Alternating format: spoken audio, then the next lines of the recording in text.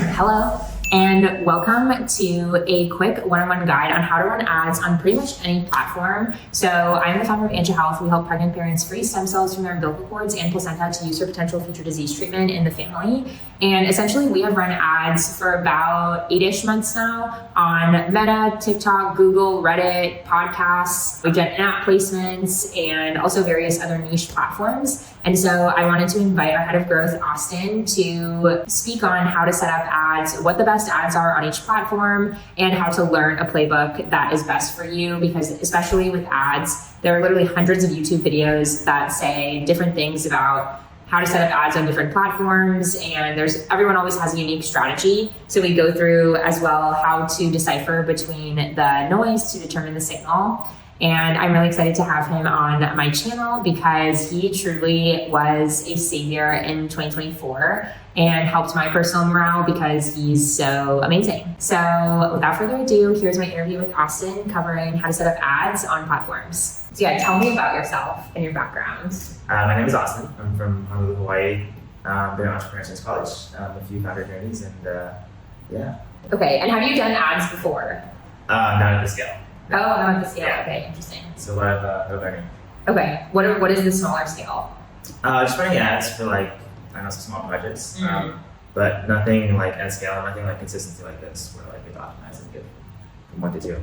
Okay, so how much of Ancha Health's revenue since you started with us in June has been attributed to your work with ads?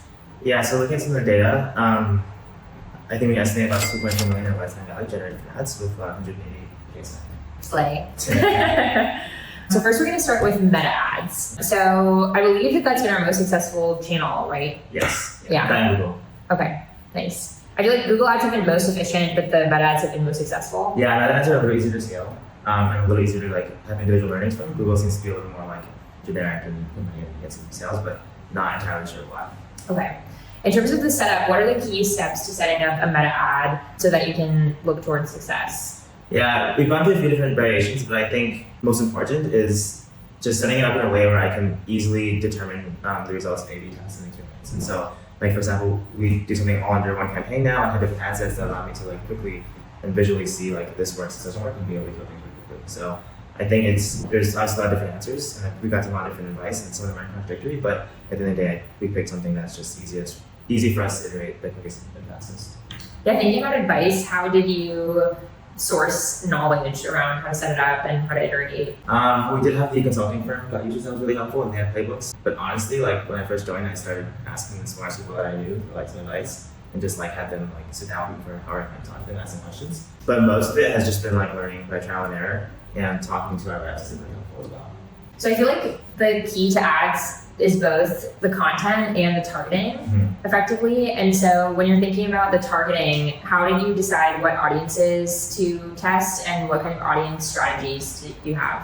Yeah, so when we first launched ads, the audience was very specific and narrow and niche, and that led to a lot of sales in a couple of weeks, but we noticed that we eventually ramped the audience and the sales dropped because we exhausted the audience. And so now it's a little more generic. We have a couple different ones. One of it is interest in behavior, so anyone who's interested in general pregnancy, and then we have a look at audience also as well, which is a copy or duplicate of our customers. I think it's worth noting that for us, we have a very specific customer that can only purchase our product at a very specific time in their life. And so it's not something like a generic AI tool where you can target anyone. We're a very specific person in a very specific location at a very specific time. Why is it better to find new audiences rather than just continue testing creative with that specific audience? Well, I think you need to do both, but I think one thing we're trying to figure out is which audience is most effective. And so if you pick up a more generic audience, you're reliant on Facebook's algorithm to optimize and find customers, versus if you're something like a lookalike audience, this should be pretty close because it is our customers that have bought before. So I think the answer is both. What types of creatives have you noticed perform best on Meta?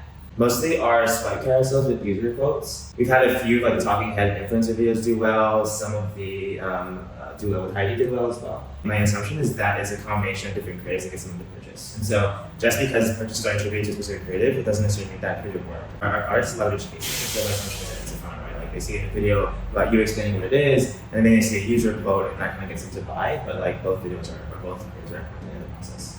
Okay. And when you're monitoring ads, what is kind of the daily routine when you're looking at meta ads? Yeah, so I look at all the ads and I sort by amount spent. And basically, for our monthly plans, anything that where the cost per result is above $50, I kill. And that $50 is a number that I got from measuring relative ads in our ad sets, not something that was like calculated backwards from CAC. I think it's important is like we didn't entirely know what the CAC would be on this platform, and so I got it by taking our best performing ads and using that as a benchmark. And so that number I think is independent based on the scenario, but for us, it's $50 per result. So yeah, what's an example of a meta ad that you feel like you've succeeded with due to optimizations? Yeah, well, our best meta ad was the Black Friday sale. I think we had more sales in like that 2 weeks than we did in the previous month. And so optimization for that was pretty easy, like when you see it working, then you just increase the spend. But one specific one was there was a talking head video from our influencer, Danny, and that led to a significant amount of sales. And so for us, I would consider a significant amount of sales anything above 2 or 3, because we are trying to pick items, so we're not seeing a bunch of sales. One sale could be a one-off, and it could be random. And so this specific creative had five different sales, and so we took that and variations of it, and used like the same B-roll and different audio, or like same audio, different B-roll, or different hooks, and so we created variations of this ad.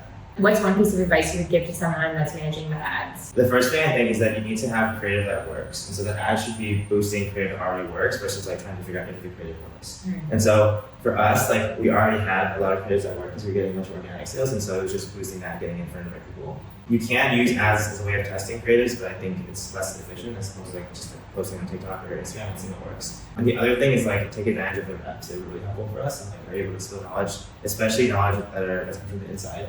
It's really helpful, and like they're able to move things internally, which is nice. Like for example, some of our creative or copy gets flagged, and so they can kind of do that.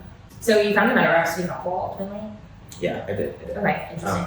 Yeah, because I feel like the meta reps are notoriously like offshore people that aren't that dedicated. Yeah, I think what's most helpful is them just being able to escalate things internally. Google reps have been the best, I would say, in terms of knowledge sharing, but I think for Meta, it's like, hey, I need this escalate. Can you go figure this out? And they're pretty helpful in that way. What do you think makes the best meta ad?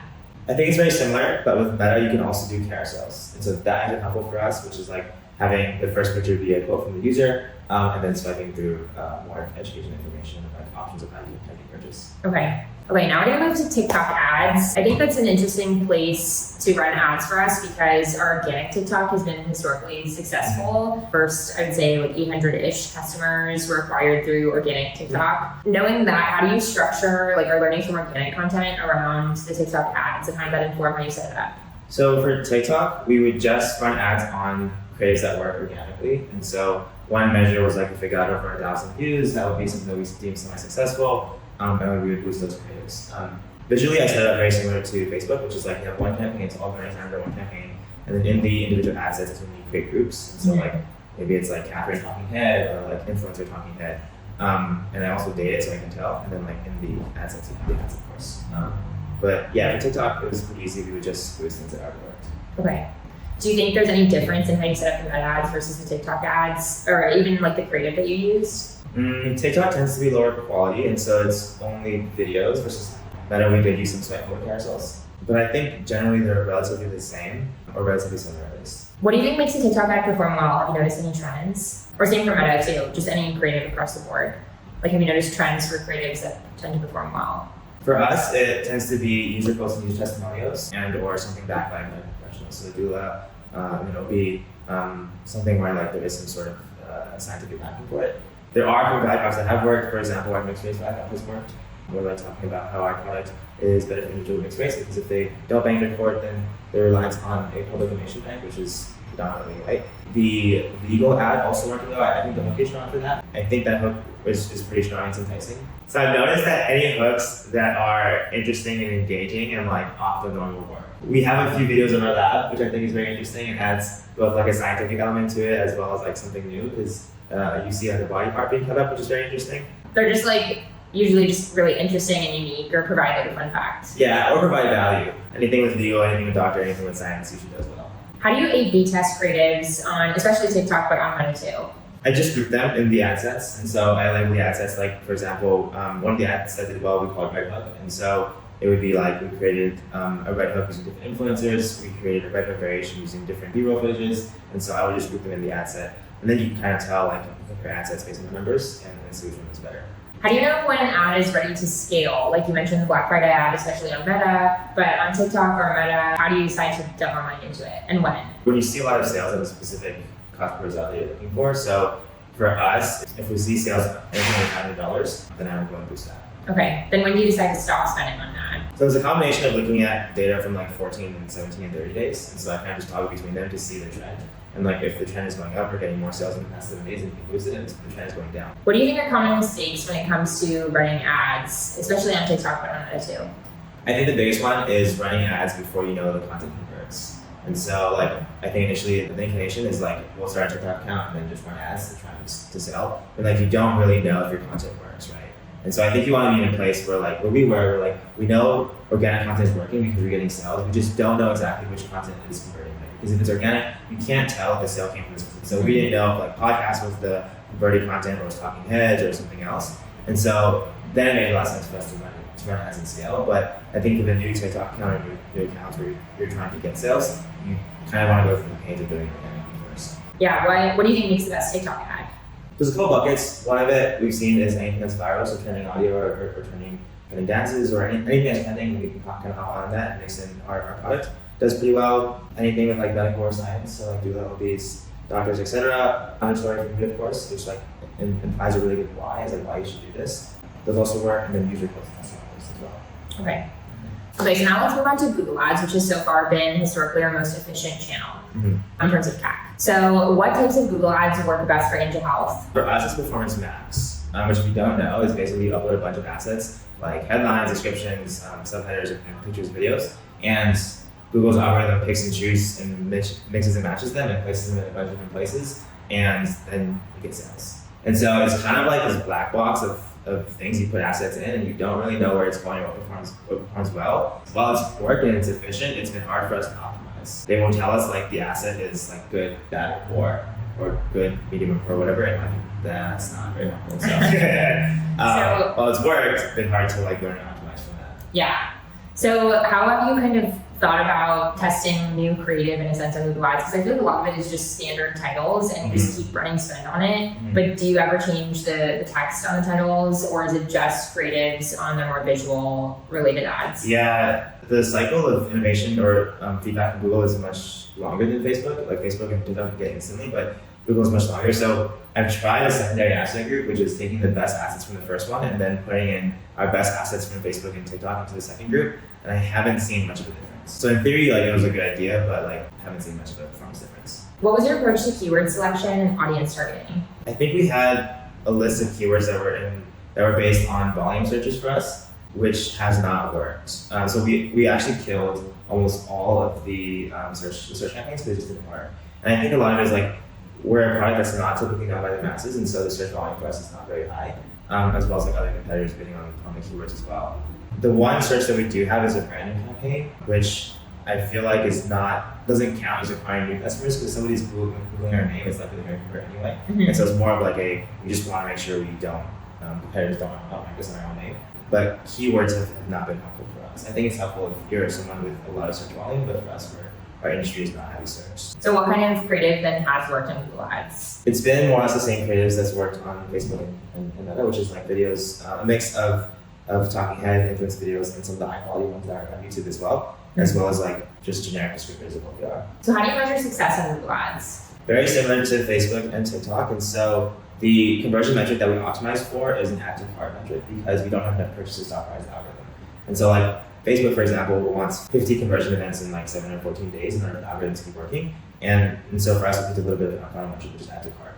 But we can see both add to cart results and like actual purchase results as well. So very similar, like just looking for things that work and are profitable or have a good customer acquisition cost. I guess we kind of already touched on optimization of Google Ads, but how would you summarize optimizing Google Ads? When we were doing keyword campaigns, it was a little easier because the keywords you can see on a per keyword basis which performs well.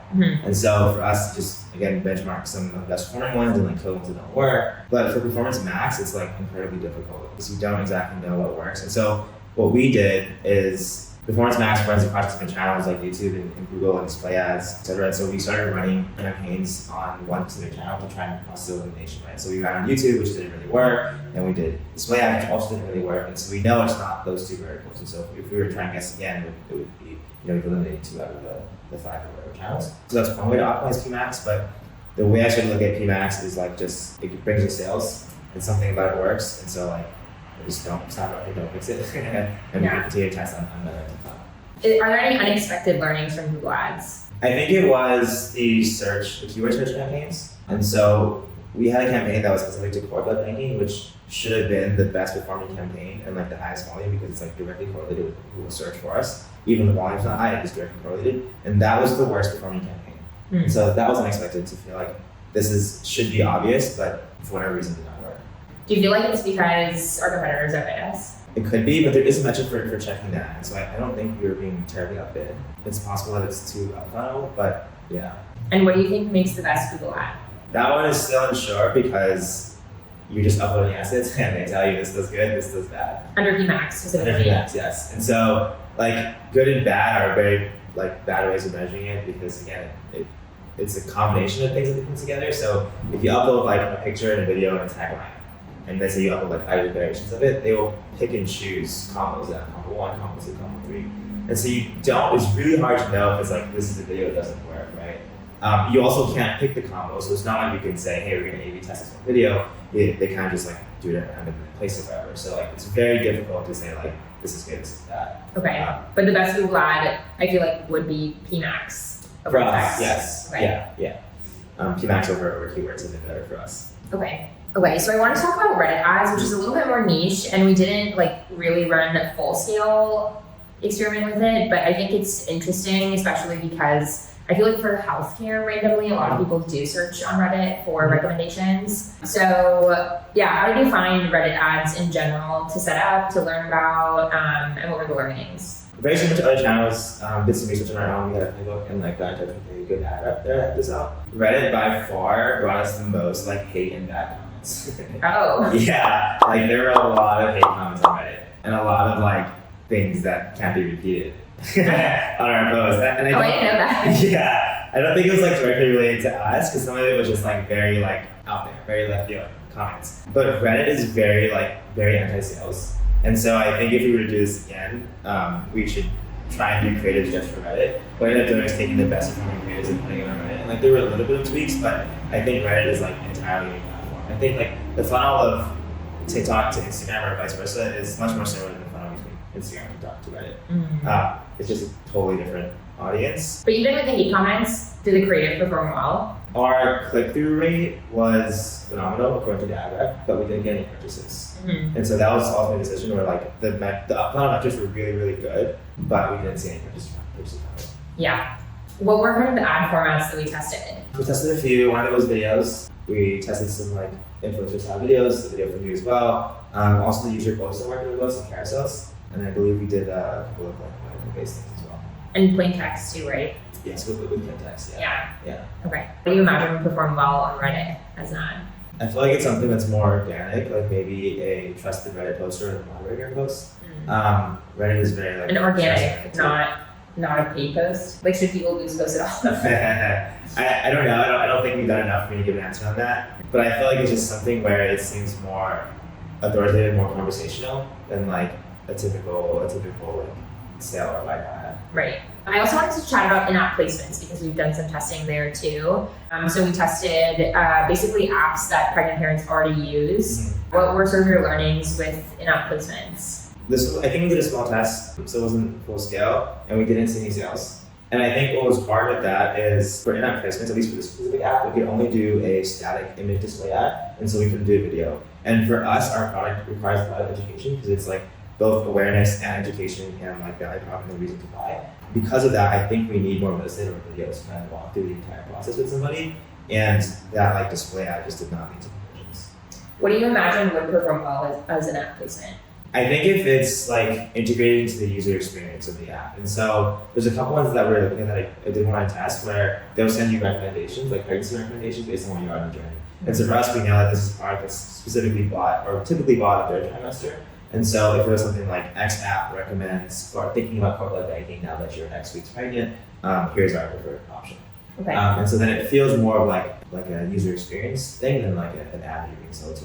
So we've also tested podcast ads, specifically podcasts that discussed birth and pregnancy, typically moderated by parents or doulas or other healthcare providers. So how did you decide which platforms you should advertise on in terms of podcasts? And how did you think about kind of setting up the creative there? For podcasts, it was anybody that has an audience of currently pregnant parents. I think is pretty easy. Our target audience is pretty obvious, so that makes it a little easier. What I've noticed from podcasts is that they tend to do better if you repurpose it as an ad than like the actual conversion from the podcast itself. Mm-hmm. And I think because for podcasts, or for anything, people need to hear it multiple times. And for a podcast, if you just sponsor 1 or 2 episodes, you don't get that repetition that you would normally see in like a Facebook or a TikTok or even a Google ad. So I think that's why the conversions were not that great. And I would argue same with newsletter as well. It's like you're not seeing your repetitive vacation material. Okay, so what do you think makes the best podcast ad?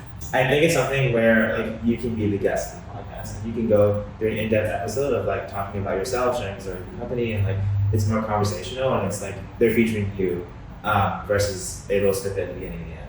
So whether you're doing Reddit in-app placements or podcast ads, how do you think about the cycle of iteration to get to another creative?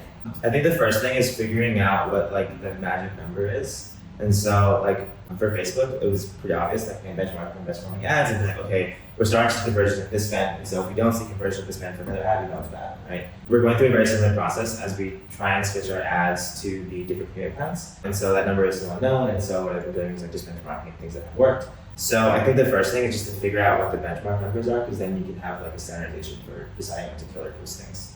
Okay, so now kind of general rapid fire questions about setting up ads. What should someone running ads do every single day? They should check the individual ads and decide whether to kill it or keep it going. Okay, and what are the benchmarks for killing it or keeping it? So for us, it's $50 cost per result. So anything above that, I kill. If I see like $40, $45 and there's no result, I'll also kill it. If it's like 45 and 1 result, then I will keep it alive for a little bit longer. How did you arrive at the 50? It was a benchmark on like best performing ads. So okay. The ads that did the best tend to have like a $50 cost per result. Okay. Yeah, so we initially ran it for a couple of weeks and I was able to see like, okay, these ads did really well. Why did they do really well? Okay, this is a good number, which they did well on. So then you can use that to compare other ads as well. I see.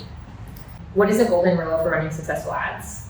I think there's a lot, but I think the golden rule is like having content that works. And I think that's like majority of it. It's just like content that works and converts. And then you can kind of boost it with ads and get it for people. But the golden rule is just having really good content. And how should you learn about how to set up ads on platforms? This is tricky because there's like a lot of different ways, and depending on who you ask, they'll tell you different things. So I feel like just find somebody that you trust or you like and kind of copy their playbook, and then you can kind of adjust it. But again, I think the core point is that it's set up in a way where you can easily identify what works and what doesn't. Mm-hmm. And so like for me, I think I like having dates because I can kind of sort things by day. And so visually that makes more sense to me where I can kind of generate this looks like this works. So I think like you can Google on YouTube some playbooks, but like automation something that you feel like you can easily identify what works and doesn't work. Because there's so much noise and not a lot of signal, and there's just so many different potential playbooks to follow, how do you think people should decide what playbook to go with? For us, we had a consulting that we trusted and we liked, right? And so that made it easy. And then like, I feel like anything, I trust people that I think are good people. And so like, there's been a few pitches from like agencies, which I would advise against agencies because you can't learn. Mm-hmm. And so the agency maybe they optimize it and they may be better technically at ads, but it's not about, to me, the technical part, it's about understanding why something works so you can transfer it to other things. And so for an agency, if we had hired them and automated it, like we wouldn't have some learners that we had to transfer to other platforms.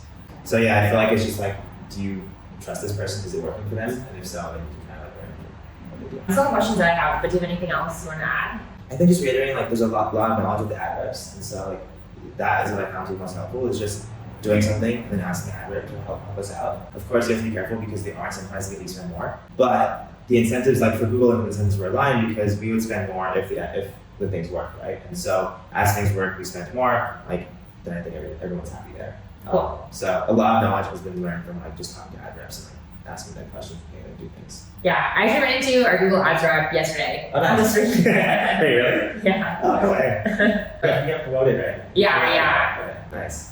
Okay, cool. Well, thanks for being here. Of course, thank you. Thanks for watching.